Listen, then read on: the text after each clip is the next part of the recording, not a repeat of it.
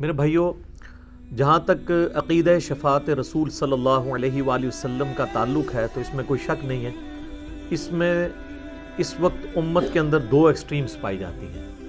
ایک ایکسٹریم پہ یہ منکرین احادیث کا طبقہ ہے جو ان احادیث کو صراحتاً قرآن حکیم کے خلاف سمجھتا ہے اپنے ذوق میں، اور وہ یہ سمجھتا ہے کہ اس عقیدے کی جڑ قرآن میں موجود نہیں۔ وہ انشاءاللہ میں بتاؤں گا یہ عقیدہ قرآن میں فٹ ان بیٹھتا ہے۔ اور دوسری طرف صوفیاء کا طبقہ ہے جنہوں نے دوسری ایکسٹریم پہ جاتے ہوئے شفاعت بالوجاہت کا وہ عقیدہ امت کو دیا ہے کہ جس کی بنیاد پہ وہ لوگوں کو اپنے ساتھ اٹیچ کرتے ہیں، اور معاذ اللہ اس قسم کا وہ ایکسپریشن دینے کی کوشش کرتے ہیں کہ قیامت والے دن ان کے جو پیر اور بزرگ اور بابے دھونس کے ساتھ، نعوذ باللہ من ذالک، ظاہر ہے کہ یہ لفظ تو نہیں وہ بولیں گے لیکن وہ ایکسپریشن یہی دیتے ہیں کہ دھونس کے ساتھ ہمیں بخشوا لیں گے۔ ظاہر ہے اسی لیے تو بیچارے لوگ اتنی مصیبتیں کاٹ رہے ہیں، ان کے آستانوں پہ جا رہے ہیں، ان کو چندے بھی دے رہے ہیں، اپنا مال بھی ان کے ہاتھوں گواتے ہیں، اپنی عزتیں بھی گواتے ہیں۔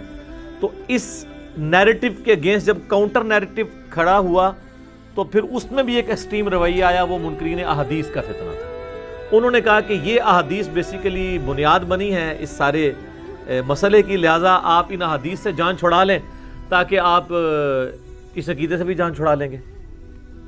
یہ بالکل اسی طریقے سے ہے کہ اگر کسی کے ناک پہ مکھی بیٹھ جائے تو وہ کہ جی مکھی اڑانے کی کیا ضرورت ہے، ناک ہی کاٹ دیں تاکہ آندہ کوئی مکھی نہ بیٹھے۔ تو یہ بالکل غلط اپروچ ہے۔ قرآن و سنت کی روشنی میں دونوں طرف کے دلائل کا اگر آپ جائزہ لیں تو آپ اس رزلٹ پہ پہنچیں گے کہ یہ جو عقیدہ شفاعت ہے یہ بالاذن ہے، اللہ کے اذن کے ساتھ، یہ بالوجاہت یا دھونس کے ساتھ نہیں ہے۔ بالوجاہت میں جس چیز کی نفی کر رہا ہوں وہ دھونس ہے۔ ویسے اگر آپ بالوجاہت کہیں تو یقیناً اللہ تعالیٰ کے انبیاء، ان کے اہل بیت، ان کے اصحاب اور صحیح العقیدہ اولیاء اللہ، وہ اللہ کے حضور وجاہت تو رکھتے ہیں، لیکن وہ اس وجاہت کی بنیاد پہ دھونس سے کوئی بات نہیں منوائیں گے، بلکہ اللہ تعالیٰ ان کو اسپیشل پروٹوکول دے گا مہمان خصوصی کے طور پہ، جس طرح دنیا کے اندر بھی ہوتا ہے کہ کبھی کسی کالج یا یونیورسٹی کے اندر جب کسی اسٹوڈنٹ کو انعام دیا جاتا ہے تو وہ کالج یا یونیورسٹی کی انتظامیہ کسی بڑے آدمی کو بلاتی ہے، اس کے تھرو وہ انعام دلواتی ہے۔ اس میں کسی بیوقوف آدمی کے دماغ میں بھی یہ چیز نہیں آتی ہے کہ یہ انعام مجھے اس بڑی ہستی نے دیا ہے، بلکہ وہ یہ سمجھتے ہیں یہ اسکول کی انتظامیہ دے رہی ہے اس کے ذریعے اس کی عزت افزائی کے لیے۔ بالکل اس طریقے پر دنیا میں جس کو بھی اس حوالے سے پروٹوکول قیامت والے دن ملنا ہے وہ اللہ تعالیٰ کے فضل سے ہے، اور وہ پروٹوکول جو اس شخص کو دیا جائے گا وہ اس کی عزت افزائی ہے، نہ وہ یہ سمجھتا ہے کہ یہ میرا اختیار ہے، نہ اس کے ذریعے جس کو شفاعت ملے گی اس کو یہ سمجھنا چاہیے کہ یہ اس کی وجہ سے ہوا ہے۔ سب کا یہ عقیدہ ہونا چاہیے کہ اللہ کی وجہ سے ہوا ہے۔ تو یہ اگر بنیادی بات کلیئر ہوگی تو آپ کو عقیدہ شفاعت سمجھ آ جائے گا، اور دونوں طرف کی جو ایگزیجریشنز ہیں اس سے آپ کی جان چھوٹ جائے گی۔ اس میں یہ بات بھی یاد رکھیے گا کہ نہ تو صرف کوئی شخص اپنے اعمال کے اوپر بھروسہ کر کے بیٹھ سکتا ہے، اور نہ کوئی شخص صرف اور صرف اللہ تعالیٰ کی رحمت یا شفاعت رسول صلی اللہ علیہ وآلہ وسلم کے اوپر بھروسہ کر کے بیٹھ سکتا ہے۔ یہ دونوں ایکسٹریم رویے ہیں۔ حق جو ہے وہ اس کے درمیان ہے کہ اعمال بھی کرنے ہیں اور اللہ کی رحمت اور اس کے محبوب صلی اللہ علیہ وآلہ وسلم کی شفاعت کی امید بھی رکھنی ہے۔ تو پھر اکثر کبھی دماغ میں یہ بھی سوال آ جاتا ہے کہ اگر اعمال ہی کرنے ہیں تو پھر رحمت کی یا شفاعت کی ضرورت کیوں پڑے گی؟ اس لیے کہ کوئی شخص یہ دعویٰ کر سکتا ہے کہ اس کا ہر عمل جو ہے پرفیکشن کے ساتھ ہے؟ کوئی نہیں دعویٰ۔ تو ہمارے جو اعمال کے اندر کوتاہی رہ جاتی ہے، کہیں پر خشوع خضوع کی کمی رہ جاتی ہے، کہیں پر ارکان کو ادا کرنے کی کمزوری رہ جاتی ہے، اس کی کمپنسیشن، اس کمزوری کا ازالہ اللہ کی رحمت اور اس کے محبوب صلی اللہ علیہ وآلہ وسلم کی شفاعت کے ذریعے ہوگا۔ اس کو سپورٹیو حدیث ہے جو صحیح بخاری اور صحیح مسلم دونوں میں موجود ہے۔ اللہ کے محبوب صلی اللہ علیہ وآلہ وسلم نے فرمایا کوئی شخص بھی محض اپنے اعمال کی بنیاد پر جنت میں داخل نہیں ہوگا۔ ایک صحابی نے بڑی جرأت کر کے پوچھ لیا اے اللہ کے رسول آپ بھی؟ ہائے ہائے سر، یہ آپ کے زمانے میں بات ہوتی تو 295C لگتی، کیونکہ آپ تو ہر چیز کو گستاخی بنا دیتے ہیں۔ اور صحابہ کو آپ دیکھیں، نبی علیہ السلام نے کوئی بیریئر نہیں رکھا، وہ ڈائریکٹ کوسچن کر سکتے تھے اور اسے گستاخی نہیں سمجھا جاتا تھا. اور فائدہ کیا ہوا؟ آپ علیہ السلام نے عقیدہ کلیئر کر دیا. جب انہوں نے کہا یا رسول اللہ آپ بھی، آپ فرمایا ہاں میں بھی، جب تک میرے رب کی رحمت مجھے ڈھانپ نہ لے. الفاظ ذرا دیکھیں، میں بھی محض اپنے اعمال کی بنیاد پہ جنت میں نہیں جاؤں گا. تو اگر نبی علیہ السلام محض اعمال کی بنیاد پہ جنت میں نہیں جائیں گے تو کوئی اور شخص کیسے دعویٰ کر سکتا ہے کہ میں اللہ تعالیٰ کی رحمت سے یا نبی صلی اللہ علیہ وآلہ وسلم کی شفاعت سے اپنے آپ کو آزاد کروا لوں؟ ناٹ ایٹ آل، ایسے ہو نہیں سکتا. قرآن حکیم میں میرے بھائیوں جن آیات کے اندر شفاعت کی یا سفارش کی نفی آئی ہے کیٹاگوریکلی، وہ اس شفاعت کی نفی آئی ہے کہ جو شفاعت بغیر اعمال کے، بغیر اللہ کے احکامات کی پیروی کیے، صرف سفارش کے اوپر دھونس کے ساتھ کوئی شخص کسی کو بخشوا کے لے جائے. واقعی یہ والی شفاعت تو ہے ہی نہیں ہے. قرآن حکیم کی آیات اس کی مذمت کرتی ہیں، ایسی کوئی شفاعت ایگزسٹ نہیں کرتی. اور جن آیات کے اندر شفاعت کا اس بات آیا ہے کہ شفاعت ہوگی، سفارش ہوگی، وہ ہے کہ وہ بھی اللہ کے اذن سے ہوگی، کسی کی دھونس کے ساتھ نہیں. اور اللہ تعالیٰ وہ اذن دے گا اپنے ان محبوب بندوں کو ان کی عزت افزائی کے لیے، چیف گیسٹ کے طور پر. اور وہ سب سے بڑے چیف گیسٹ ہمارے محبوب امام کائنات سید الاولین والآخرین شفیع المذنبین رحمت للعالمین سیدنا و مولانا امام اعظم محمد رسول اللہ صلی اللہ علیہ وآلہ وسلم کی مبارک ذات ہے. یہ محمد رسول اللہ کا پروٹوکول ہے صلی اللہ علیہ وآلہ وسلم. وہ قیامت کے دن کے مہمان خصوصی ہیں. اس پہ بخاری مسلم کی درجنوں احادیث ہیں، انشاءاللہ میں اس کو کور کروں گا. پہلے ہم قرآن سے اس مقدمے کو کلیئر کریں کہ قرآن حکیم میں عقیدہ شفاعت کی جڑ کہاں پہ موجود ہے. لوگ کہتے ہیں نا جی یہ کیسے ہو کہ ایک شخص نے نیک اعمال نہیں کیے، صرف ایمان لے کر آ گیا ہے اور اس کے اعمال کے اندر کمزوری ہے اور پھر بھی وہ بخشا جائے گا. اس کی جڑ کہاں؟ اس کی جڑ قرآن حکیم میں ایک ہی صورت میں آنے والی 2 آیات کے اندر موجود ہے. سورۃ النساء کی آیت نمبر 48 اور آیت نمبر 116. اعوذ باللہ من الشیطان الرجیم، بسم اللہ الرحمن الرحیم. ان اللہ لا یغفر ان یشرک بہ، بے شک اللہ اس گناہ کو معاف نہیں کرے گا کبھی بھی کہ کوئی شخص دنیا سے اس حال میں گیا کہ وہ اللہ کے ساتھ شرک کرتا ہو. وَيَغْفِرُ مَا دُونَ ذَلِكَ لِمَن يَشَاءُ، شرک کے سوا ہر گناہ اللہ تعالیٰ معاف کر دے گا جس کے لیے وہ چاہے. وَمَن يُشْرِكْ بِاللَّهِ فَقَدْ ضَلَّ ضَلَالًا بَعِيدًا، جو کوئی اللہ کے ساتھ شرک کرے وہ گمراہی میں جا پڑا، اور گمراہی میں بھی بڑی دور کی گمراہی میں جا پڑا. یہ میرے بھائیو یہ جو آیت 2 دفعہ ریپیٹ ہوئی ہے تھوڑے سے فرق کے ساتھ، سورہ نساء آیت نمبر 48 اور 116، اس میں جڑ موجود ہے کہ جس نے شرک نہ کیا ہوا اس کے نامہ اعمال میں کوئی بھی اور گناہ ہوا الٹیمیٹلی اللہ تعالیٰ اسے بخش دے گا. امید ہے، اوپن لیسنس نہیں. تو اب اللہ تعالیٰ کو کوئی پوچھ سکتا ہے کہ یا اللہ اس نے شرک تو نہیں کیا تھا، اس نے فلاں گناہ کیا، یہ فلاں گناہ کبیرہ کا مرتکب تھا، جس طرح منکرین احادیث کرتے ہیں سورۃ البقرہ سے آیات پیش کر کے. اور یہ آپ کو پتہ ہے معتزلہ کا بھی عقیدہ تھا، وہ کہتے تھے جو گناہ کبیرہ کرنے والا ہے وہ ہمیشہ دوزخ میں رہے گا. اور وہ کہتے تھے قرآن میں آیا ہے کہ جو دوزخ میں جائے گا تو وہ کبھی نکالا نہیں جائے گا. ان کو یہ آیات بھول گئی تھی کہ اللہ تعالیٰ شرک کے سوا سارے گناہوں کو معاف کر دے گا تو وہ دوزخ سے نکال کے ہی معاف کرے گا نا. اس کا ان کے پاس کوئی جواب نہیں. اور اگر وہ کہتے ہیں کہ شرک کے سوا سارے گناہ معاف ہوں گے بغیر جہنم میں جائے ہوئے، پھر تو پورے کا پورا مقدمہ ہی الٹ جائے گا. یہ تو وہ بھی نہیں کہیں گے، وہ کہیں گے نہیں جہنم میں جانا لازمی ہے تاکہ ان گناہوں کا وبال وہ چکھے، اور وہی قرآن میں فٹ ان بیٹھتا ہے. ورنہ اگر آپ یہ کہیں گے کہ شرک کے سوا ہر گناہ معاف ہو جائے گا اور جہنم کا بھی پھیرا نہیں لگے گا، پھر تو پورے کا پورا مقدمہ آپ کے اپنے خلاف آ گیا. پھر تو ہم ون ون سچویشن میں دونوں طرف کھڑے ہیں. تو یہ جڑ ہے کہ الٹیمیٹلی اس کو گناہوں سے پاک کر دیا جائے گا جہنم میں ڈال کے، اور وہ اپنی سزا بھگت کے لاکھوں سال بعد، کروڑوں سال بعد وہ اللہ کو پتہ ہے. بولے اعوذ باللہ تعالی اللہم اجرنا من النار. الٹیمیٹلی توحید اتنی وزنی چیز ہے کہ وہ نکال لیا جائے گا. اور یہ ہے جڑ یہ آیت کہ شرک اگر نہیں کیا ہوا باقی سارے گناہ جہنم میں جھونکے جانے سے معاف ہو جائیں گے. اور قرآن حکیم میں اس کا اشارہ ایک اور جگہ بھی موجود ہے، سورۃ الفرقان کے اندر آیت نمبر 65 کے اندر، کہ اہل ایمان دعا کرتے ہیں والذین یقولون ربنا اصرف عنا عذاب جہنم، وہ کہتے ہیں اے رب ہمارے ہم سے جہنم کا عذاب دور کر دینا، آمین، انہا ساءت مستقرا و مقاما، بے شک جہنم ایک لمحے کے لیے بھی رہنے کے لیے بری جگہ ہے اور ہمیشہ کے رہنے کے لیے بھی بری جگہ ہے۔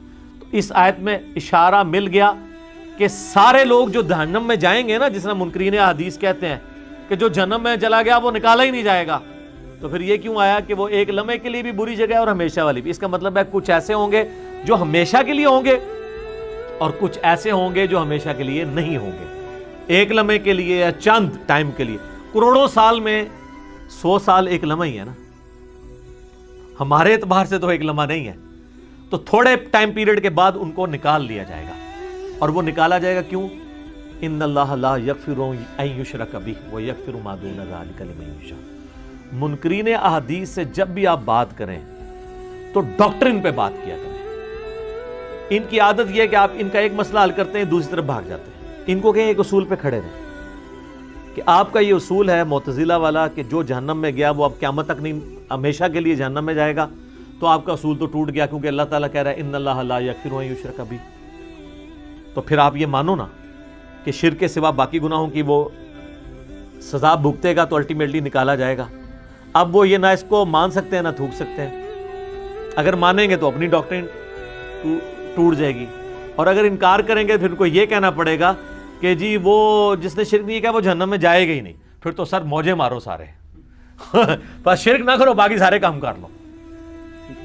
تو وہ ہمارے والی ڈاکٹرین ماننی پڑے گی جو کتاب و سنت میں فٹ ان بیٹھتی ہے، الحمدللہ۔ اچھا، اب میرے بھائیوں سورۃ البقرہ کی آیت نمبر 254 جس کا آپ نے حوالہ دیا، آیت الکرسی سے پچھلی آیت، یہ قرآن حکیم میں مختلف انداز میں یہ آیت ریپیٹ ہوئی ہے، سورۃ البقرہ میں 2 دفعہ آئی ہے، اور آیت الکرسی پارہ نمبر 3 میں پہلے ہی پیج کے اوپر یہ آیت بڑی شان کے ساتھ آئی ہے۔ اعوذ باللہ من الشیطان الرجیم، بسم اللہ الرحمن الرحیم، یا ایھا الذین آمنوا انفقوا مما رزقناکم من قبل ان یأتی یوم لا بیع فیہ، اے اہل ایمان اللہ کی راہ میں اس کے دیے ہوئے رزق میں سے خرچ کر لو اس دن سے پہلے کہ جب قیامت والا دن یعنی جب آ جائے گا تو کوئی تم سے مال قبول نہیں کیا جائے گا، رشوت نہیں اللہ تعالیٰ لے گا، ولا خلۃ، نہ کسی کی کوئی دوستی کام آئے گی، ولا شفاعت، نہ کسی کی شفاعت کام آئے گی۔ یہ شفاعت وہ ہے جو دھونس والی ہے، والکافرون هم الظالمون، اور انکار کرنے والے نہ شکرے وہی ظالم لوگ ہیں۔ پاکستان میں کافر کہہ دیا لوگ کہتے ہیں ساڈے واسطے آیت ہے ہی نہیں، یہ تو ہندو واسطے ہے۔ کفر چاہے کوئی عمل سے کرے چاہے عقیدے سے کرے اس پہ فٹ ہوتی ہے بات۔ البتہ اس سے اگلی آیت جو ہے آیت الکرسی، اس میں اللہ تعالیٰ نے کنزیکٹو، اس میں تو شفاعت کی کیٹاگوریکل نفی کی، اور اس کے اگلی آیت کے اندر ایک ایکسیپشن بیان کر، من ذا الذی یشفع عندہ الا باذنہ، کون ہے جو اللہ کے حضور کسی کی شفاعت کر سکے ہاں اس کے اذن کے ساتھ۔ دنیا میں سفارش کیوں کی جاتی ہے؟ کسی کو پکڑ کے تھانے میں لے گئے تو بڑا آدمی جاتا ہے، وہ کہتا ہے جی آپ کو غلط فہمی ہوئی ہے، بہت شریف آدمی ہے، میں اسے جانتا ہوں، آپ میری سفارش اس کے حق میں قبول کر لیں، میں اس کی گارنٹی دیتا ہوں۔ اللہ کو کوئی کہہ سکتا ہے کہ یا اللہ تو نے غلطی سے پکڑ لیا یہ بندہ، میں جانتا ہوں بڑا اچھا آدمی ہے؟ نا،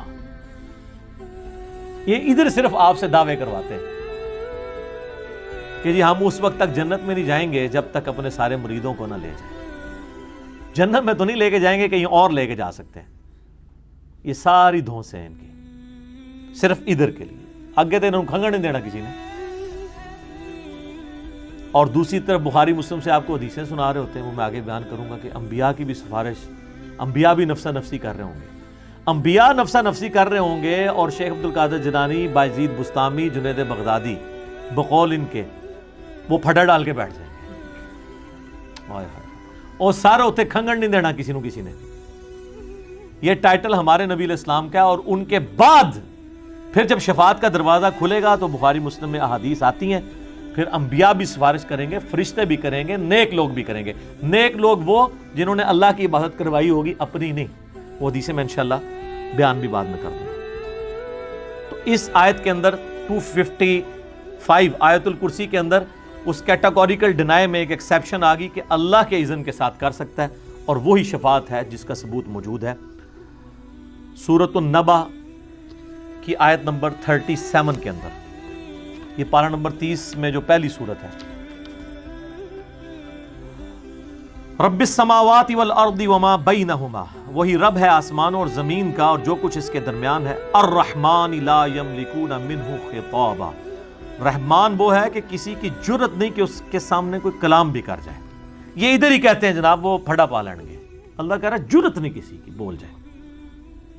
یوم یقوم الروح والملائکۃ صفا، اس دن تو حالت یہ ہوگی کہ سارے فرشتے اور روح قدس جبرائیل بھی صف باندھ کے اللہ کے سامنے کھڑے ہوں گے۔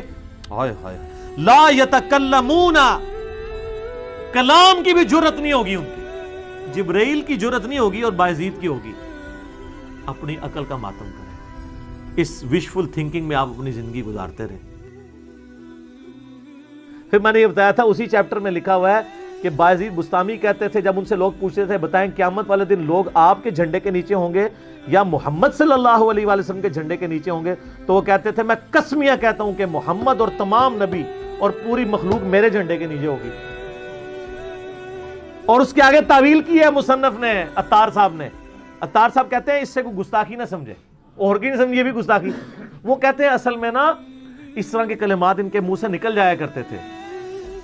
اچھا، اور اس کو کہتے ہیں شطحیات، عربی میں اتنا موٹا لفظ رکھا ہے کوئی ڈر جائے کہ پتہ نہیں کیڑی قرآن حدیث ہے۔ اس کا آپ اردو میں ترجمہ کریں تو بنتا ہے بونگیاں۔ ہاں سر، شطحیات کا آپ ترجمہ کر لیں، اول فول جو بول دے نا اس کو کہتے ہیں شطحیات، بونگیاں۔ وہ کہتے ہیں وہ جو ہے نا وہ خاص کیفیت میں ہوتے ہیں۔ اچھا، وہ کیفیت وہ کہتے ہیں نہیں دیکھیں وہ کیا کہیں گے میں بتاتا ہوں۔ وہ تو کہتے ہیں حدیث میں ہے، وہ حدیث بخاری میں موقوفاً مولا علی کا قول ہے اور ابن ماجہ میں مرفوعاً نبی علیہ السلام سے ہے کہ 3 لوگ ہیں جن سے اللہ تعالیٰ نے قلم اٹھا لیا ہے۔ نمبر 1 جو بچہ ہے نابالغ، نمبر 2 سویا ہوا شخص، اور نمبر 3 جو پاگل ہے۔ پاگل کون ہوتا ہے؟ بونگیاں، شطحیات۔ تو وہ کہتے ہیں ان سے تو قلم ہی اٹھا ہوا ہے۔ تو سر پھر آپ ان کو بزرگ بنا کے تو پیش نہ کریں نا، آپ کہیں کہ یہ مجنون تھے تو ہم ٹھیک ہے، کلندر تھے، وہ کلندر بھی مجنون کو ہی کہہ رہے ہوتے ہیں نا۔ تو اور پھر میں خادم رضوی صاحب حافظہ اللہ تعالی والا جملہ بولوں گا کہ وہ کہتے ہیں نا یار دیکھو انہوں الکانا جانو، وہ جیڑا پونکدا جے نبی تے پونکدا جے تے سارے الکانا جانو، اے کتابیں جو کچھ پونکیا جے نبی علیہ السلام تے پونکیا جے۔ بزرگوں کو میں کچھ نہیں کہہ رہا، 1 ٹن حسن ظن رکھتے ہوئے چھوڑ دو۔ تو اگر نہیں مانیں گے میں پھر کہاں گا بابا جی گل وچ کوئی اور ہے، اندر کی بات کوئی اور ہے، آپ لوگ ماننا نہیں چاہتے ہیں تو دیں قسمیاں کہتا ہوں، وہ کہتے ہیں۔ اور پھر وہ عطار صاحب آگے تعویل کرتے ہیں وہ اصل میں ان کے منہ سے اللہ بول رہا تھا، تو اللہ کا جھنڈا تو محمد کے جھنڈے سے بڑا ہوگا، لہٰذا وہ یہ جو کہتے تھے وہ ساتھ لکھا ہے کہ سبحانی سبحانی ما اعظم شانی ما اعظم شانی، میں پاک ہوں میری شان کتنی بلند ہے۔ یہ تو اللہ ان کے منہ سے بول رہا تھا، اس لیے انہیں آپ کو پاک کہتے تھے نا، تو اللہ تو کہہ سکتا ہے۔ اور یہ سیم تعویل کشف المحجوب میں بھی ہوئی ہے بازید والے چیپٹر میں۔ اور آگے وہ فرید الدین عطار لکھتے ہیں یہ جو کہتے تھے نا لوائی اعظم من لوائی محمد، میرا جھنڈا محمد کے جھنڈے سے بھی اعظم ہوگا، تو اصل میں یہ اللہ ان کے منہ سے بول رہا تھا اور اللہ کا جھنڈا تو محمد کے جھنڈے سے بڑا ہی ہوگا۔ کڈی وڈی کہانی کرائی ہے۔ میرا ایک معصومانہ سوال ہے، کیا قیامت والے دن 2 جھنڈے ہوں گے؟ جھنڈا تو ایک ہے۔ مسلم شریف میں حدیث ہے سب سے پہلے میں نکالا جاؤں گا قبر سے، سب سے پہلے میرے لیے شفاعت کا دروازہ کھولا جائے گا، سب سے پہلے جنت کا دروازہ میرے نام کے اوپر کھلے گا، شفاعت کا جھنڈا میرے ہاتھ میں ہوگا۔ بخاری مسلم میں حدیث ہے کہ تمام اولین اور آخرین ان کا میں سردار ہوں گا۔ تو جھنڈا تو ہے ہی ایک قیامت والے دن، لواء الحمد، وہ تو نبی علیہ السلام کے ہاتھ میں ہوگا۔ یہ دوسرا جھنڈا کون سا ہے؟ کہانیاں کس طرح تعویل کرتے ہیں. بابا آیا تو عشق رسول بھی ختم, اور وہ جی گھل ہلکا نہ جانو وہ بھی ختم, سب کچھ ختم ہو گیا. تو میں تو یہ آپ لوگوں کا پیچھا کروں گا سر, جب تک آپ کی کتابوں کی پرنٹنگ بند نہیں ہوتی ہے. میں آپ کی عوام کو یہ بات بتاؤں گا, اس لیے بتا رہا ہوں کہ مجھے خود انہی باتوں نے, جو آپ ہمیں کہانیاں کراتے تھے نا کہ باقی سارے گستاخ رسول ہیں, میں نے جو بریلویت کا بند توڑا ہے نا, 31 سال تک میں پیدائشی بریلوی تھا, تو میں اب اگر اس بند کو توڑ کے آیا ہوں نا, تو پھر گستاخیاں چاہے دیوبندیوں کی ہوں, بریلویوں کی ہوں, اہل حدیث کی ہوں, شیعہ کی ہوں, سب کو ایک نظر سے دیکھیں گے ہم. تو آپ ہمیں کہانی کراتے تھے جی با خدا دیوانہ باش با محمد ہوشیار, کہ جی دیوانگی اللہ کے لیے ہو سکتی ہے, سبحانی معظم و شانی کسی نے کہہ دیا, ان الحق کہہ دیا, اللہ کے لیے دیوانگی کر رہے نا, لیکن محمد کے لیے دیوانگی نہیں ہو سکتی. وہاں آپ کو شریعت کا دامن چھوڑنا نہیں ہوگا. تو یہ سب کچھ تو نبی علیہ السلام کے ساتھ آپ لوگ کر رہے ہیں. لوائی اعظم من لوائی محمد نبی علیہ السلام کے ساتھ کر رہے ہیں نا. اب آپ شتیہات کا سہارا کس طرح لیں گے؟ آپ وہ مسلم شریف کی حدیث کا سہارا کیسے لیں گے کہ وہ غلطی سے ایک بندے کی زبان سے خوشی میں نکل گیا کہ اللہ تو میرا بندہ میں تیرا رب, اور وہ ایک بار نکلا, اس میں آگے الفاظ ہے من شدت الفرح, اس ایک واقعے کو لکھ کے کہتے ہیں کہ یہ کر رہے ہیں. تو یہ بھی اللہ کے بارے میں تو آپ لیم ایکسکیوز لے سکتے ہیں, نبی علیہ السلام کے بارے میں پھر بھی نہیں. ہم بایزید کو کوئی برا نہیں کہتے, ہو سکتا ہے اس بیچارے نے نہ کہا ہو, اگر کہا ہے تو اس کا اور اللہ کا معاملہ ہے. الا من اذن له الرحمن, ہاں جسے رحمان نے عزت دیا ہوگا, وقال ثوابا, اور وہ بات بھی پھر سیدھی کرے, ہینکی پھینکی نہیں مار سکتا, ادھر ادھر کی نہیں کر سکتا, جھوٹی سفارش نہیں کر سکتا. تو اس سے بھی پتا چلا کہ کوئی تو ایک ہے ایسا جس کو رحمان نے اذن دیا ہوا ہے, ورنہ بار بار اذن کا ذکر نہ ہوتا, ہمیشہ کیٹاگوریکل ڈینائل ہوتا, مطلقاً ڈینائل نہیں آیا. اگر آیا تو ساتھ ایکسیپشن بھی بار بار آیا, اس کے علاوہ بھی کئی ایک آیا تھا. اچھا, اب یہ ڈینائی کرنے کی وجہ یہ تھی کہ کوئی اللہ کو نکال کے اللہ کے بندوں کو نہ کو بڑا سمجھ لے, اس لیے اس بالاذن شفاعت کو بھی اللہ نے اپنی طرف منسوخ کیا. سورۃ الانعام آیت نمبر 51 کمال آیت ہے, اللہ تعالیٰ نے عقیدہ سمجھا دیا. وَأَنذِرْ بِهِ الَّذِينَ يَخَافُونَ أَن يُحْشَرُوا إِلَىٰ رَبِّهِمْ, اے نبی اس قرآن کے ذریعے ان لوگوں کو ڈر سنائیے جو خوف رکھتے ہیں اس بات سے کہ انہیں اللہ کے حضور پیش ہونا ہے قیامت کے دن. لَيْسَ لَهُم مِّن دُونِهِ وَلِيٌّ وَلَا شَفِيعٌ, ان کو یہ بتا دیں کہ اللہ کے سوا نہ تو کوئی ان کا دوست ہوگا اور نہ کوئی سفارشی. لَعَلَّهُمْ يَتَّقُونَ, تاکہ وہ ڈر جائیں. اب اس میں تو پھر آ گیا جی اللہ کے علاوہ کوئی سفارشی نہیں ہوگا. مراد اللہ جس کو شفاعت کا اذن دے گا وہ کرے گا, وہ خود نہیں کوئی کرے گا. اسی طریقے سے سورہ الزمر کی آیت نمبر 19 ہے, کمال ہے, وہ بھی کلائمیکس ہے اس کا, عقیدہ شفاعت کلیئر کرنے کے لیے.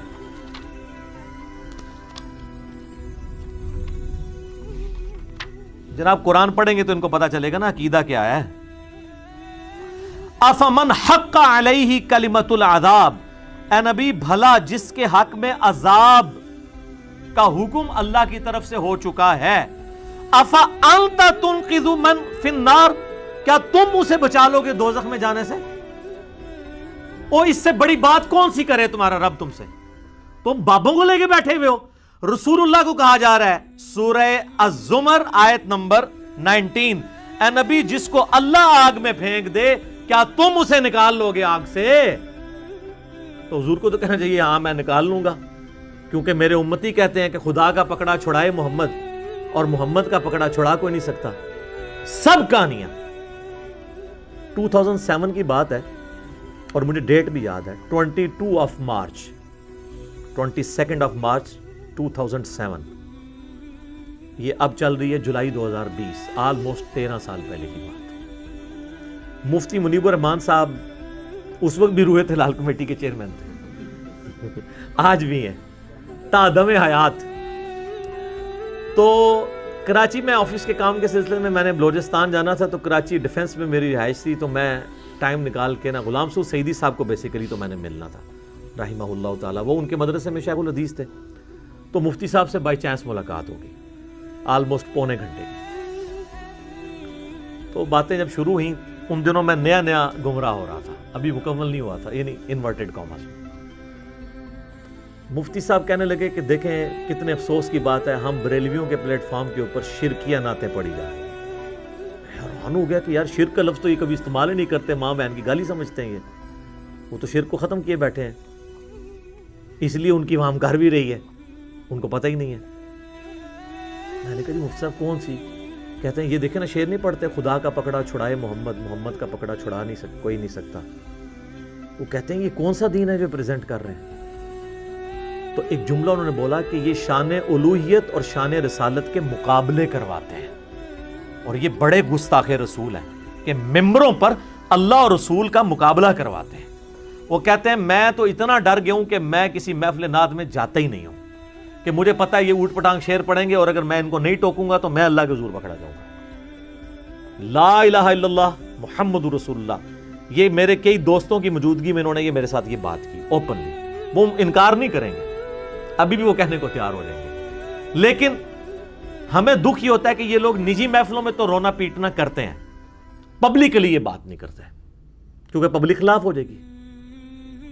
تو یہ نہ سمجھیں کہ انہوں نے اپنا عقیدہ صحیح رکھا ہوا ہے تو قیامت والے دن یہ کہیں گے یا اللہ ہمارا تو عقیدہ صحیح تھا نا، ہماری عوام کا ٹھیک نہیں ہے تو ہماری کوئی ذمہ داری نہیں۔ ان کی ذمہ داری ہے، تنظیم المدارس کے صدر ہیں پاکستان کے، بریلویوں کا جو بورڈ ہے نا درس نظامی کا علماء کا، اس کے صدر ہیں مفتی منیر صاحب، تو چھوٹی پوسٹ ہے۔ تو اگر یہ لوگ نہیں بتائیں گے تو اللہ کے حضور مجرم ہوں گے۔ تو مجھے بائی چانس یہ بات ذہن میں آ گئی۔ اب آپ اس کے برعکس نبی علیہ السلام کا ایٹیچیوڈ کیا ہے؟ بخاری اور مسلم دونوں میں حدیث ہے، کوئی شخص محض اپنے اعمال کی بنیاد پہ جنت میں داخل نہیں ہوگا۔ یہ کہہ رہے ہیں خدا کا پکڑا چھڑائے محمد، محمد کا پکڑا چھڑا کوئی نہیں سکتا۔ تو محمد رسول اللہ کا بھی عقیدہ سنو صلی اللہ علیہ وآلہ وسلم۔ صحابہ نے جرت کر کے پوچھ لیا یا رسول اللہ آپ بھی؟ آپ فرمایا ہاں میں بھی، جب تک میرے رب کی رحمت مجھے ڈھانپ نہ لے میں بھی محض اپنے اعمال کی بنیاد پہ جنت میں نہیں جا سکتا۔ تو سر بابے کدھر؟ اور بخاری اور مسلم کی وہ حدیث یاد رکھیں جب آیت نازل ہوئی نا سورہ الشعراء کی، آیت نمبر ہے وہ 214، وَأَنذِرْ عَشِيرَتَكَ الْأَقْرَبِينَ، اے نبی اپنے قریبی رشتہ داروں کو آخرت کا ڈر سنائیں۔ تو سر بخاری اور مسلم دونوں کے الفاظ ہیں، نبی علیہ السلام اپنے ایک ایک قریبی رشتہ دار کے پاس آئے، آپ نے کہا میرے چچا عباس اپنے آپ کو دوزخ کی آگ سے بچا لے، اگر اللہ نے پکڑ لیا میں تیرے کچھ کام نہیں آؤں گا۔ اور الفاظ کیا ہیں؟ اے نبی کے چچا عباس اپنے آپ کو بچا لے، اگر اللہ نے پکڑ لیا میں تیرے کچھ کام نہیں آؤں گا۔ اے اللہ کے نبی کی پھپھی صفیہ اپنے آپ کو دوزخ کی آگ سے بچا لے، اگر اللہ نے پکڑ لیا تو میں تیرے کچھ کام نہیں آؤں گا۔ اے میری بیٹی فاطمہ اپنے آپ کو دوزخ کی آگ سے بچا لے، میرے مال سے جو کچھ لینا ہے تو لے لے، لیکن اللہ نے اگر تجھے قیامت والے دن پکڑ لیا تو میں تیرے کچھ کام نہیں آؤں گا۔ یار اس کے علاوہ کس طریقے سے کوئی شخص واضح کر کے باتوں کو بتا سکتا ہے؟ اور یہ بخاری مسلم ہے، کہانی شریف، سٹوری شریف، بابا شریف، بزرگ شریف نہیں ہے، یہ بخاری شریف مسلم شریف ہے۔ تو آپ صلی اللہ علیہ وآلہ وسلم نے امت کو عقیدہ بالکل واشگاف بتا دیا۔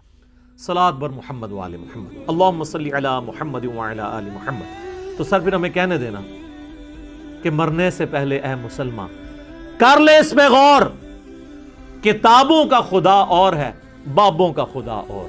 باب خدا تو اسی کو مانتے ہیں لیکن ان کوالٹیز کے ساتھ نہیں جو کتابوں میں آئی۔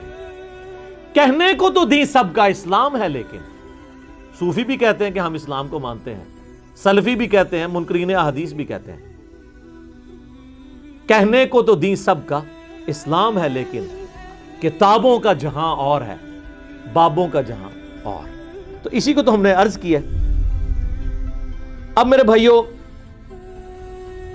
شفاعت کے حوالے سے آپ صلی اللہ علیہ وآلہ وسلم کی کچھ احادیث جس سے یہ پتا چلے کہ شفاعت پہ آپ نے تقیہ نہیں کر لینا۔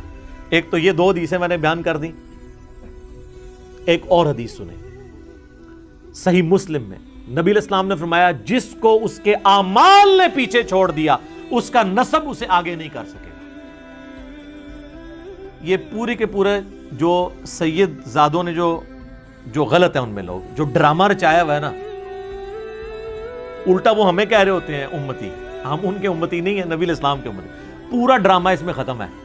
نبی علیہ السلام فرمایا جس کے اعمال نے اسے پیچھے کر دیا اس کا نسب اسے آگے نہیں کر سکے گا. تو سید فخر کس پہ کرتے ہیں؟ رسول اللہ کے نسب پہ. اور حضور فرما رہے ہیں، یہ مسلم شریف سر کہانی شریف نہیں، جس کو اس کے اعمال نے پیچھے چھوڑ دیا اس کا نسب اسے آگے نہیں لا سکے گا. تو سر وہ سیدہ فاطمہ کو یہی تو کہا. تو سیدہ فاطمہ کو نسبت نے بھی فائدہ دیا، اعمال نے بھی. ہم اس ایکسٹریم پہ نہیں، ہم کہتے ہیں نسبت فائدے والی چیز ہے، لیکن اعمال کے بعد سیدہ فاطمہ نے پروف کیا ہے کہ وہ جنتی عورتوں کی سردار ہیں. وہ بخاری مسلم میں جو فضیلت ان کے لیے آئی ہے نا، انہوں نے اپنے اعمال سے بھی پروف کیا ہے. ان کو صرف نسبت نے کام نہیں دیا، اعمال نے بھی دیا. سیدنا حسن و حسین کو صرف نسبت نے کام نہیں دیا کہ وہ جنتی نوجوانوں کے سردار بن گئے ہیں، اعمال نے بھی. اب نبی صلی اللہ علیہ وآلہ وسلم کے حوالے سے شفاعت کا چونکہ ذکر ہے تو ہم آپ کو ایک اور آیت سناتے ہیں جو سورۃ الفرقان کی آیت نمبر 30 ہے. وقال الرسول یا رب ان قوم اتخذوا هذا القرآن مہجورا. رسول اللہ صلی اللہ علیہ وآلہ وسلم قیامت والے دن شکایت کریں گے کہ اے اللہ میری قوم نے، میری امت نے قرآن کو پیٹھ کے پیچھے ڈال دیا تھا. تو نبی علیہ السلام کی شفاعت والی باتیں تو آپ کو ساروں نے بتائی ہیں. یہ آیت آج تک کسی نے بتائی ہے کہ قیامت والے دن نبی علیہ السلام نے آپ کی شکایت بھی لگانی ہے قرآن چھوڑنے پر؟ یہ نہیں بتاتے. اسی کانٹیکسٹ میں ایک اور آیت ہے سورہ نساء کی آیت نمبر 41، جس کے کانٹیکسٹ میں بخاری و مسلم دونوں میں حدیث ہے. نبی علیہ السلام نے ایک دن سیدنا عبداللہ ابن مسعود رضی اللہ تعالیٰ عنہ سے فرمایا، اے عبداللہ ہمیں قرآن سناؤ.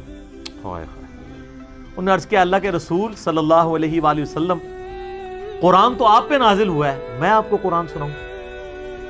آپ نے فرمایا مجھے دوسرے لوگوں سے قرآن سن کر لطف آتا ہے.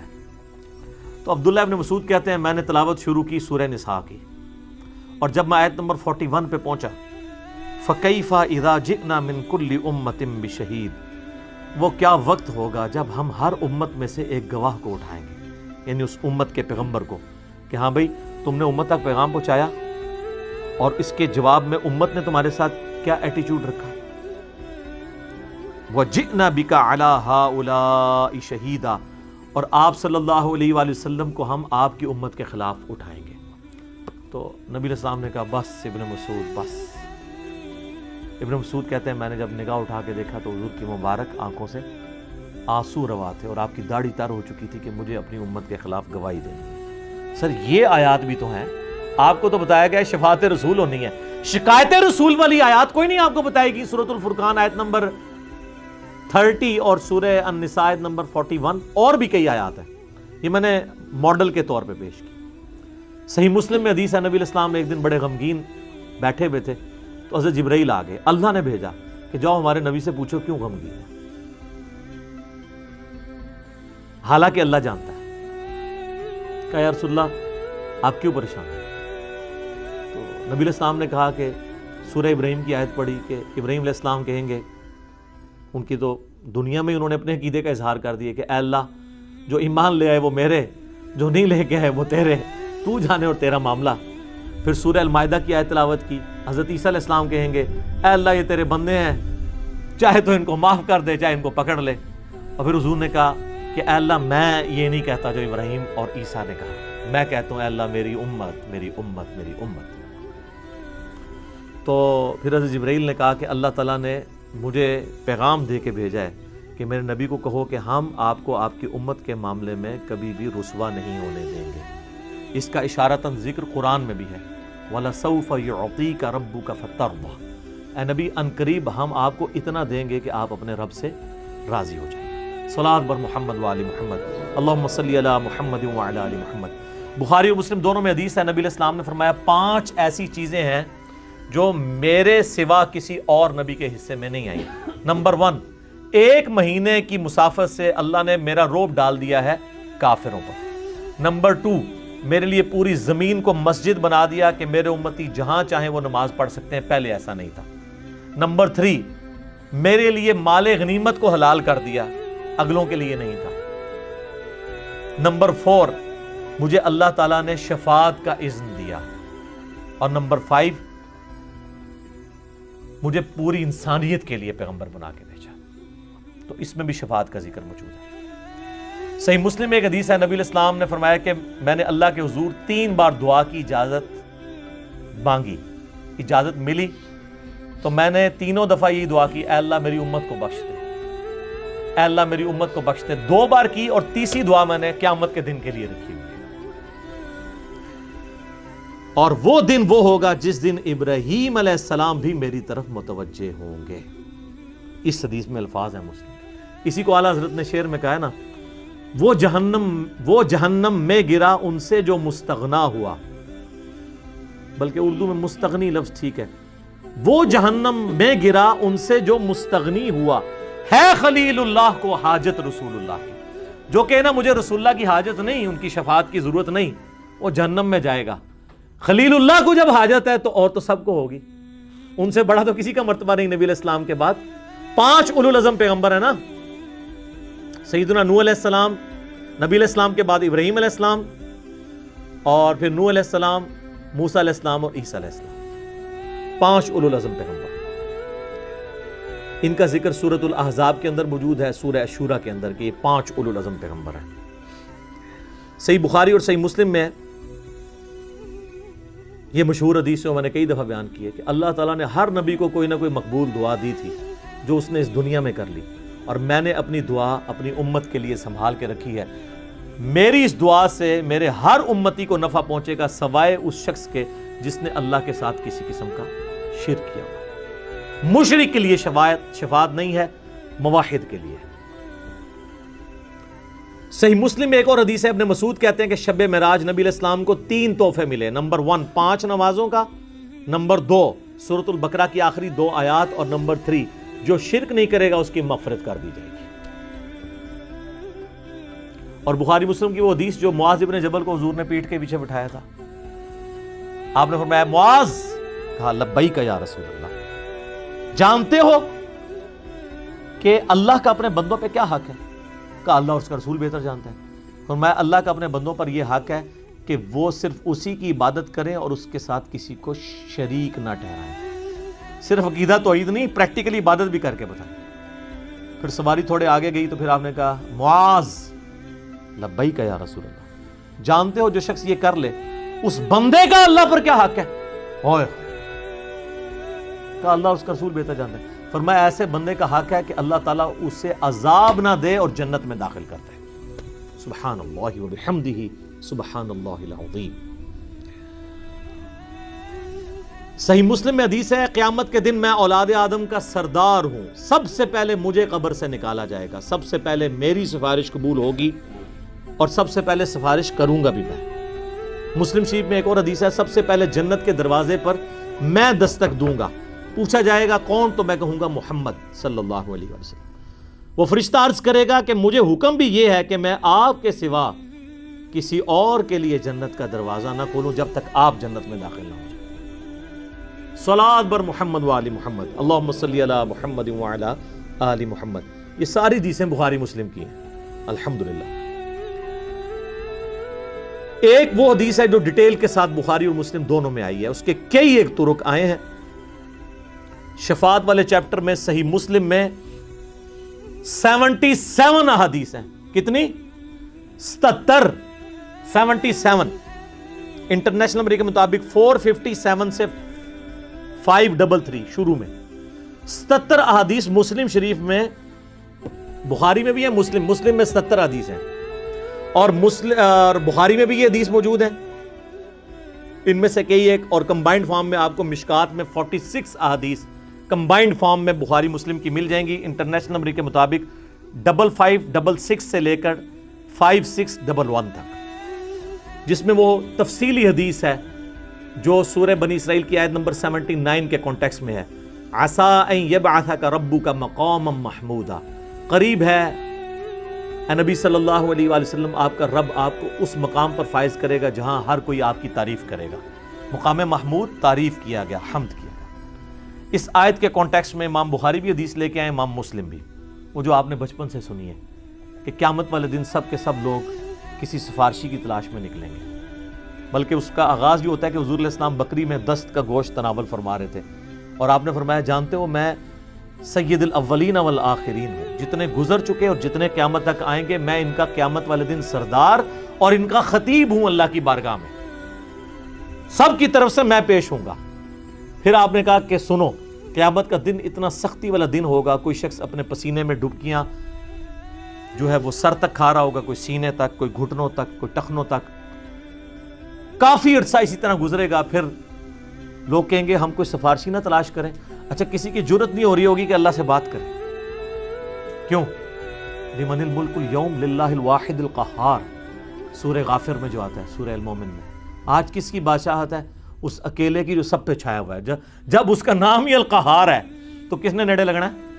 تو سب لوگ کہیں گے ہم آدم کے پاس کیوں نہ چلیں جو ہمارے جد امجد ہیں، جن کو اللہ نے اپنے مبارک ہاتھوں سے جیسا کہ اس کی شان کے لائق پیدا کیا۔ تو کہیں گے حضرت آدم سے جا کے ان کی تعریفیں بیان کریں گے، اے آدم آپ تو پہلے انسان ہیں دنیا میں، آپ کو اللہ نے اپنے مبارک ہاتھوں سے بنایا، فرشتوں سے آپ کو سجدہ کروایا، تو آج آپ اللہ کے حضور ہماری سفارش نہیں کرتے۔ وہ کہیں گے کہ آج مجھے اپنی غلطی یاد آ رہی ہے کہ مجھے اللہ نے منع کیا تھا، حالانکہ وہ غلطی معاف ہو چکی بھی ہے۔ یہ ہے اللہ کے نیک بندوں کی نشانی۔ اور جو بدماش بندے ہوتے ہیں نا، ان کی نشانی یہ ہوتی ہے کہ ہم جنت میں اس وقت تک نہیں جائیں گے جب تک آپ کو بھی نہ لے جائیں۔ یہ بدماشوں کی نشانی ہوتی ہے۔ نیک وہ ہوتے ہیں کہ جن کی غلطیاں معاف بھی ہوئی ہوں نا، پھر وہ کہتے ہیں کہ آج بھائی، آج اللہ تعالیٰ غصے میں ہے کہ پرانا کھاتے ہی نہ کھل جائے، اور بابیاں نو کھنگڑ نہیں دینا کسی نے، تسی کہہ رہے ہو بابے آئے کر لیں گے، تو پھر ہم کیوں نہ کہا کریں کہ مرنے سے پہلے اے مسلمان کر لے اس پہ غور، کتابوں کا خدا اور ہے، بابوں کا خدا اور، وہ پتہ نہیں کس خدا کو مانے ہوئے ہیں، اس خدا کو اس طرح مانے جو نبیوں نے آپ کو تعارف کروایا ہے۔ حضرت آدم کہیں گے تم نوح کے پاس جاؤ، اور حضرت آدم نوح علیہ السلام کی تعریف بیان کریں گے کہ وہ آدم ثانی ہیں، اور یہ لوگ آئیں گے کہیں گے کہ آپ کو اللہ تعالیٰ نے حضرت آدم علیہ السلام کے بعد آپ کے ذریعے نسل انسانی چلائی، آپ آدم ثانی ہیں، آپ انبیاء کے جد ہیں اس اعتبار سے کہ سب آپ کی اولاد میں پیدا ہوئے، تو آج آپ سفارش نہیں کرتے۔ وہ کہیں گے کہ میں نے اپنے کافر بیٹے کے لیے شفاعت کی دعا کی تھی، مجھے آج ڈر ہے کہ آج اللہ تعالیٰ اس بات پہ میری پکڑ نہ کر لے، حالانکہ اس کی بھی معافی ہو چکی بھی ہے۔ وہ کہیں گے اس طرح کرو تم ابراہیم کے پاس چلے جاؤ، ابراہیم علیہ السلام کے پاس جائیں گے، کہیں گے آپ تو جد الانبیاء ہیں، خلیل اللہ ہیں، اللہ کے بیسٹ فرینڈ، آپ کی تو تعریف میں قرآن کی آیات ہیں۔ سر ابراہیم سے اوپر کون ہو سکتا ہے؟ ہمارے نبی علیہ السلام کو قرآن میں کہا گیا کہ آپ ابراہیم کی ملت کی پیروی کریں۔ ابراہیم علیہ السلام کہیں گے کہ مجھے آج اپنی غلطی یاد آ رہی ہے، دنیا میں مجھے 3 دفعہ توریتاً جھوٹ بولنا پڑا تھا، یا آپ توریہ کہہ لیں، تو آج تو مجھے وہ غلطی یاد آ رہی ہے کہ کہیں اللہ تعالیٰ میری پکڑ نہ کرے۔ تو 3 مواقع پہ بولنا پڑا۔ ایک بار انہوں نے اپنی بیوی کو بادشاہ کے غضب سے بچانے کے لیے کہہ دیا یہ میری بہن ہے، اور دل میں یہ سوچا کہ اسلام کے رشتے۔ اسی طریقے سے جب قوم جا رہی تھی وہ میلے کے اوپر، تو انہوں نے توریہ کیا ستاروں کی طرف دیکھ کے اور کہا کہ میں بیمار ہوں، ٹھیک ہے۔ اور تیسری دفعہ جب انہوں نے بت توڑ دیے تو انہوں نے کہا اس کے بڑے نے کیا ہوگا، اور اشارہ دل میں اپنی طرف تھا۔ اس طرح کا توریہ کرنا جائز ہے، تقیہ کہہ لیں اسے، توریہ کہہ لیں۔ بہرحال اللہ کے نیک بندے تو ڈرتے ہیں۔ تم جاؤ موسیٰ کے پاس، وہ کلیم اللہ ہیں، اور موسیٰ علیہ السلام تو انہوں پتہ ہے ایکسٹروورٹ بھی نے، انہوں نے اللہ نال بڑی فرینکنس بھی ہے، وہ تو اللہ نے بھی کہتے نہیں اللہ میں تمہیں ویکھنا ہے، کسی اور پہ عمر نے ضرورت نہیں کی ہے، ذرا وہ ایکسٹروورٹ تھے نا۔ تو لیکن سر قیامت ہے، ایسے نہیں رکھی ہو، اے موسیٰ علیہ السلام وہ موسیٰ نہیں جو اس روح ارض علیہ موسیٰ نے، ایک قیامت علیہ موسیٰ نے۔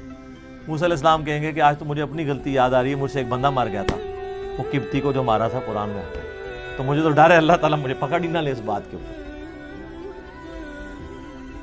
تو تم عیسیٰ ابن مریم کے پاس جاؤ، اللہ کی روح ہے، سارے حضرت عیسیٰ کے پاس آئیں گے۔ عیسیٰ ابن مریم کہیں گے کہ نہیں، آج میں اس کا اہل نہیں ہوں کہ میں سفارش کر سکوں۔ ویسے ترمذی میں اس کا ایک ٹکڑا ملتا ہے، کمزور ہے لیکن وہ فٹ ان بیٹھتا ہے قرآن میں۔ وہ کہیں گے کہ آج مجھے اپنا ڈر ہے کہ مجھے تو لوگوں نے خدا مان لیا تھا۔ تو سر سورۃ المائدہ کے آخری رکوع میں نہیں آتا اللہ تعالیٰ پوچھے گا نہیں اے عیسیٰ تو نے لوگوں سے کہا تھا کہ تجھے اور تیری ماں کو الہ ٹھہرا لیا جائے؟ کہیں گے یا اللہ میری کیا ضرورت تھی کہ میں وہ کہتا جس کا میں اہل ہی نہیں ہوں. اور وہ کیا دردناک گفتگو ہے, یوٹیوب پہ میری چڑھی ہوئی ہے گفتگو.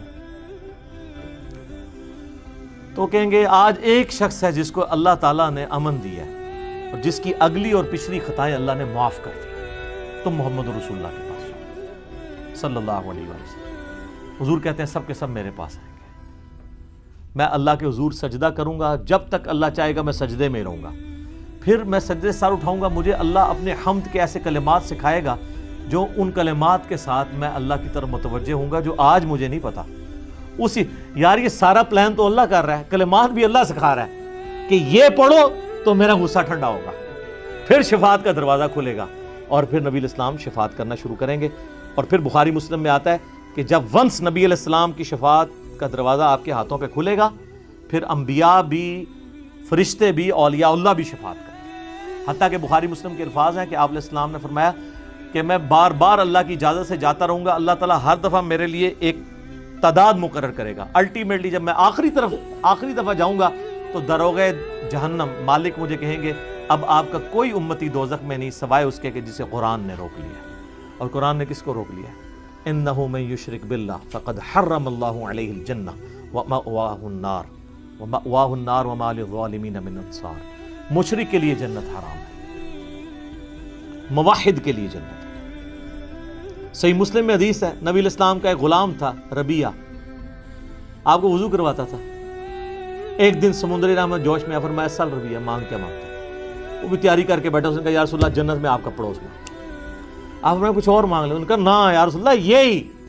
فرمایا پھر کثرت سجود سے میری مدد کر, یعنی تو اللہ کی عبادت کر, صرف میرے اوپر نہ بیٹھ, میری شفاعت سے تجھے جنت میں پڑوس مل جائے گا. اس پہ میں کہتا ہوں رابعہ کا عقیدہ نہ رکھیں, ربیہ کا عقیدہ رکھیں. رابعہ تو کہتی تھی نا میں جہنم کو پانی سے بجھا دوں اور دوزخ کو آگ لگا دوں. مولا علی علیہ السلام کی طرف یہ جھوٹ منسوخ کیا ہوا ہے, بالکل غلط, نعوذ باللہ. جامعہ ترمذی میں حدیث ہے انس ابن مالک جنہوں نے 10 سال حضور کو وضو کروایا ہے, بخاری مسلم میں آتا ہے, کہتے ہیں یا رسول اللہ میں قیامت والے دن آپ کو تلاش کہاں کروں, میں آپ سے اپنے حق میں شفاعت کروانا چاہتا ہوں, آپ میری شفاعت کریں گے؟ حضور نے فرمایا ہاں. تو یا رسول اللہ کہاں تلاش کروں؟ انشور کیا, ایڈریس بھی دسو. فرمایا پولیس رات پہ آ جانا. یا رسول اللہ اگر وہاں نہ ہوئے؟ فرمایا میزان عمل پہ آ جانا. یا رسول اللہ وہاں پہ بھی نہ ہوئے؟ فرمایا حوض کوثر پہ آ جانا. ساری جگہ اپنے امتیوں کو میں اکوموڈیٹ کر رہا ہوں. کہا اگر حوض کوثر پہ بھی نہ ہوئے؟ فرمایا نہیں, ان 3 جگہوں میں کسی ایک جگہ تمہیں مل جاؤں گا. تو نبی علیہ السلام میزان عمل پہ سفارش کر رہے ہوں گے اور حوض کوثر پہ کر رہے ہوں گے, پولیس رات پہ کر رہے ہوں گے. رب سلم امتی صلوات بر محمد و آل محمد اللہم صلی علی محمد و علی آل محمد. بخاری مسلم میں حدیث ہے کہ اللہ کے بعض نیک بندے ایسے ہیں کہ اللہ پہ کسی بات کی قسم ڈال دینا, اللہ تعالیٰ ان کی وہ قسم پوری کر دیتا ہے. حتیٰ کہ صحیح مسلم میں 4 حدیثیں اویسے کرنی کے بارے میں, اس میں اویسے کرنی کے لیے بھی ذکر ہے کہ یہ بھی ان بندوں میں سے ایک ہے, اس کی شفاعت سے بھی لوگ جنت میں جائیں گے. بخاری مسلم میں ایک حدیث ہے, ایک شخص حاضر ہوا یا رسول اللہ قیامت کب آئے گی؟ آپ فرمایا قیامت کے لیے کوئی تیاری کی ہے؟ کہ یا رسول اللہ میں کوئی زیادہ نوافل تو نہیں پڑھتا, بس پورا فرائض پورے کرتا ہوں, البتہ میں اللہ اور اس کے رسول سے محبت کرتا ہوں. تو آپ نے فرمایا پھر اللہ اور اس کا رسول تمہارے ساتھ ہوں گے. انس ابن مالک کے الفاظ ہیں اس حدیث میں کہ واللہ ایمان لانے کے بعد رسول اللہ کے کسی فرمان سے ہمیں وہ خوشی نہیں ملی جو اس فرمان سے ملی کہ جو اللہ اور اس کے رسول سے محبت کرتا ہے قیامت والے دن اللہ اور اس کا رسول اس کے ساتھ ہوں گے.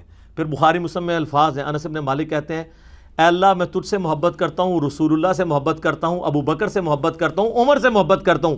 گو میرے اعمال ابو بکر اور عمر والے اور رسول اللہ والے نہیں ہیں, لیکن پھر بھی میں امید کرتا ہوں کہ مجھے تو قیامت والے دن رسول اللہ کا, ابو بکر اور عمر کا ساتھ نصیب فرما. ہم بھی اللہ کے حضور دعا کرتے ہیں کہ اللہ تعالی ہمیں قیامت والے دن شیخین کا, خلفائے راشدین کا, اہل بیت کا اور نبی صلی اللہ علیہ وآلہ وسلم کا ساتھ نصیب فرمائے. آمین ثم آمین.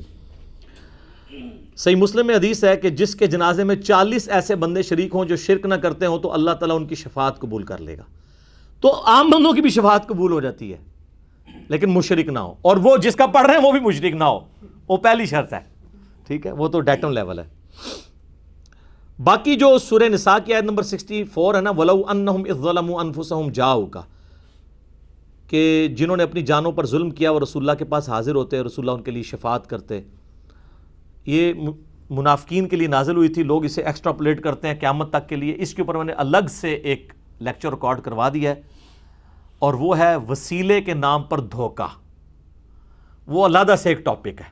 میں آج شفاعت میں اسے ڈسکس نہیں کر رہا، ورنہ لوگ کہیں گے یہ شفاعت والی تو مین آیت آپ نے چھوڑ دی ہے. سر یہ آیت اس پورے لیکچر کے برابر تھی، وہ علیحدہ سے میں ریکارڈ کروا چکا ہوں. ہم انشاءاللہ اپنی ویڈیو کے نیچے اس کا لنک بھی دے دیں گے. وسیلے کے نام پر دھوکہ. وسیلے کو ہم مانتے ہیں، لیکن وہ جو دھوکہ آپ دے رہے ہیں نا، وہ سارے دھوکے میں نے اس میں ذکر کیے. میں اس کو آج سکپ کرتا ہوں. جامعہ ترمذی اور سنن ابن ماجہ میں حدیث ہے، نبی علیہ السلام نے فرمایا کہ میرے پاس اللہ کا ایک قاصد آیا. اس نے کہا یا رسول اللہ، یا تو آپ اپنی آدھی امت بخشوا لیں یا شفاعت کا اذن لے لیں، آپشن ہے. تو حضور نے کہا کہ میں نے اللہ تعالیٰ سے شفاعت کا اذن لے لیا، کیونکہ نبی صلی اللہ علیہ وسلم اللہ تعالیٰ کے مزاج کو سمجھتے ہیں کہ آدھی تو پہلے ہی مانا ہوا ہے، تو شفاعت کا اذن لے لوں تو آدھی سے زیادہ بخشوا سکتا ہوں. بالکل. جامعہ ترمذی میں، سنن ابن ماجہ میں حدیث ہے کہ میری شفاعت میرے امت کے گناہ کبیرہ کرنے والے لوگوں کے لیے بھی ہے. گناہ کبیرہ کرنے والوں کے لیے بھی. بخاری مسلم میں حدیث ہے، نبی علیہ السلام فرمایا کہ جنتیوں کا نصف میری امت سے ہوگا. اور جامعہ ترمذی اور ابن ماجہ میں حدیث ہے، جنتیوں کی 120 میں سے 80 صفیں میری امت سے ہوں گی، یعنی نصف سے بھی تھوڑا کراس کر کے. اللہم اجعلنا منہم، اللہم اجعلنا منہم، اللہم اجعلنا منہم، اللہم انا نسألک جنت الفردوس مع النبیین والصدیقین والشہداء والصالحین، آمین ثم آمین. صحیح مسلم میں حدیث ہے. یہ اب میں آخر میں آپ کو وہ وظیفے بتانے لگا ہوں جو جنت تک پہنچنے والے، کہ جو شخص اذان کا جواب دے، اس کے بعد درود شریف پڑھے اور الوسیلہ والی دعا مانگے، قیامت والے دن میری شفاعت اس کے حق میں حلال ہو جائے گی. یعنی وہی کلمات ریپیٹ کرے اذان والے، اس کے بعد ایک دفعہ درود شریف اور پھر الوسیلہ والی دعا جو بخاری میں آئی ہے. اللہم رب هذه الدعوة التامة والصلاة القائمة آت محمدا الوسیلة والفضیلة وبعثه مقاما محمودا الذی وعدتہ. اتنے الفاظ ہیں. اور سنن الکبریٰ البیہقی میں آگے الفاظ ہیں انک لا تخلف المیعاد. باقی جو ہے نا وہ علماء نے کہانیاں جوڑی ہوئی ہیں. تو بخاری مسلم دونوں میں، لیکن مسلم میں ڈیٹیل ہے یہ حدیث. صحیح مسلم میں ایک اور حدیث ہے، نبی علیہ السلام نے فرمایا جو مدینے کے مصائب پر، تکالیف پر صبر کرے گا اور مدینے سے باہر نہیں نکلے گا، قیامت والے دن میں اس کا سفارشی بنوں گا. جامعہ ترمذی میں حدیث ہے، ہو سکے تو مدینے میں مرو، جس سے مدینے میں موت آئے گی قیامت والے دن میں اس کا شفیع بنوں گا. اور آپ کو میں بتاؤں کتنے لوگ ہیں جو مدینہ شریف چھوڑ کے نہیں نکلے. میرے اپنے ریلیٹیوز میں سے تھے ایک ہمارے انکل، مور دین 35 ایئرس مدینہ شریف رہے ہیں. ہر دفعہ ویزا ختم ہوا ہے، انہوں نے آخری دم تک کوشش کی ہے، میاں بیوی دونوں. پہلے بیوی فوت ہوئی، پھر وہ خود بھی فوت ہو گئے. اور میں پہلی دفعہ، دوسری دفعہ، جب بھی 3-4 دفعہ جب بھی گیا تو وہ پورا ان کو سارا پتہ تھا، ساری وہ زیارتیں کرواتے تھے. تو آخری دفعہ جب میں 2014 میں گیا تو مجھے، چونکہ وہ فوت ہو چکے تھے، تو میں نے کہا یار اس دفعہ وہ نہیں ہے، ورنہ وہ ساری جگہوں پہ، غزوہ احد والی جگہ پہ، سب جگہ لے کے جاتے تھے. بال جو ان کی خواہش تھی اللہ نے پوری کر دی.